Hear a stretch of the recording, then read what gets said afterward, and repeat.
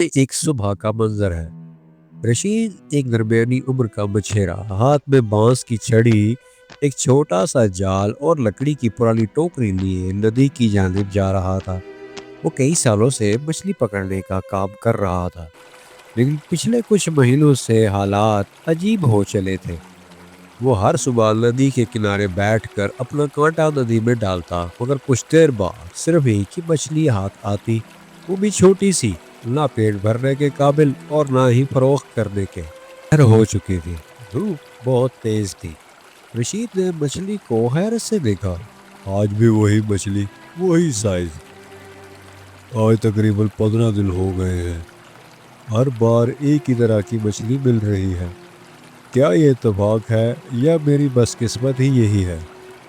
ہر بار سوچتا ہوں کہ شاید اگلی بار کچھ مختلف ہوگا، مگر پھر وہی، جیسے ندی میں کوئی اور مچھلی بچی ہی نہ ہو۔ رشید کا جاننے والا اس کا مذاق اڑانے لگا۔ ارے رشید بھائی، وہی مچھلی ملی ہے نا آج بھی؟ یار تم نے تو ندی کی واحد مچھلی کے ساتھ رشتہ قائم کر چکے ہو، لگتا تو یہی ہے۔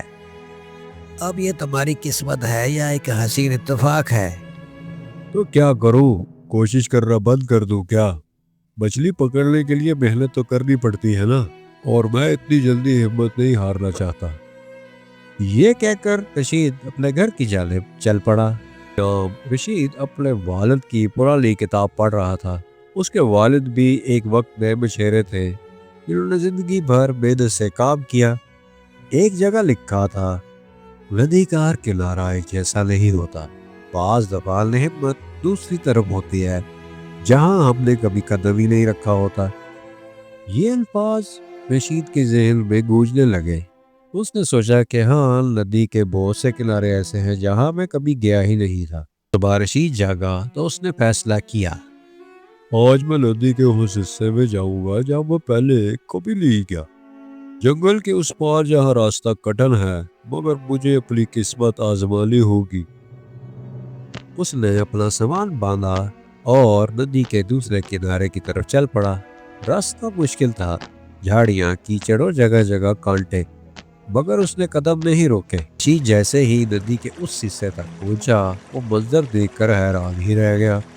پانی نیلا اور صاف تھا، آس پاس بہت سارے درخت تھے، پانی اتنا شفاف تھا کہ اس سے صاف مچھلیاں دکھائی دے رہی تھی۔ اس نے ایک اچھا سا کنارہ ڈھونڈا اور جگہ دیکھ کر وہاں بیٹھ گیا۔ اس نے کانٹا ڈالا اور چند ہی لمحوں بعد ایک بڑی سی مچھلی اس کے ہاتھ آ گئی۔ یہ دیکھ کر رشید کا دل باغ باغ ہو رہا تھا۔ رشید کی خوشی کی انتہا نہیں رہی، رشید بہت خوش تھا۔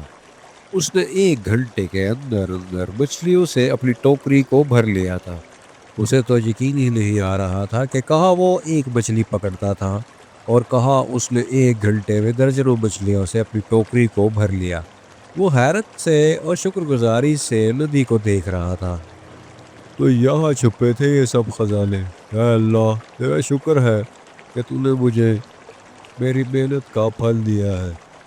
آج اتنے دنوں کے بعد میں نے اتنی ساری مچھلی پکڑی ہے۔ رشید نے مچھلیوں سے بھری ٹوکری اٹھائی اور واپسی کا سفر اختیار کیا۔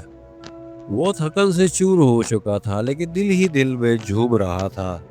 3 سے 4 گھنٹوں کے بعد وہ اپنے گھر خیریت سے پہنچ گیا، اور کچھ دیر آرام کرنے کے بعد اس نے وہ مچھلیاں اٹھائیں اور گاؤں کی جانب فروخت کرنے چل پڑا۔ دیر بعد رشید گاؤں کی ایک دکان پر مچھلی فروخت کرنے پہنچا تو وہاں کھڑے لوگ دیکھ کر حیران رہ گئے کہ رشید کی ٹوکری مچھلیوں سے بھری پڑی ہے۔ اس کے جاننے والے نے اس سے پوچھا، ارے رشید بھائی، یہ اتنی ساری مچھلیاں آج کہاں سے پکڑ لائے ہو؟ میں ندی کے اس پار گیا تھا جہاں پہلے کبھی نہیں گیا۔ میں نے مسلسل محنت جاری رکھی اور مجھے اللہ نے میری محنت کا اتنا صلہ دیا۔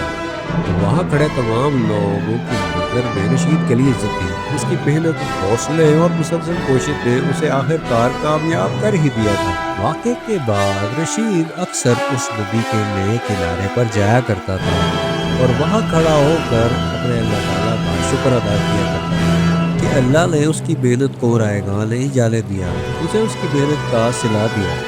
اس واقعے نے رشید کی زندگی کو بدل دیا تھا۔ رشید جان چکا تھا کہ زندگی بدلنے کے لیے نئی سمت تلاش کرنا بہت ضروری ہوتی ہے۔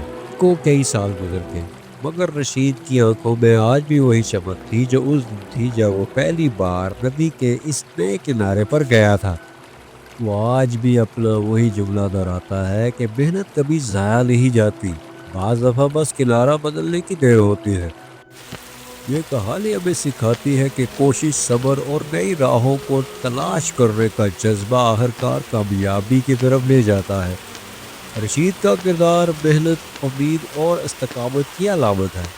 تو مجھے امید ہے آپ کو یہ کہانی پسند آئی ہوگی۔ ویڈیو پسند آئے تو اس کو لائک، شیئر اور چینل کو سبسکرائب کرنا مت بھولیے گا۔ تو ملتے ہیں نیکسٹ ویڈیو میں، دیکھتے رہیے دانیال حیدر کارٹونز۔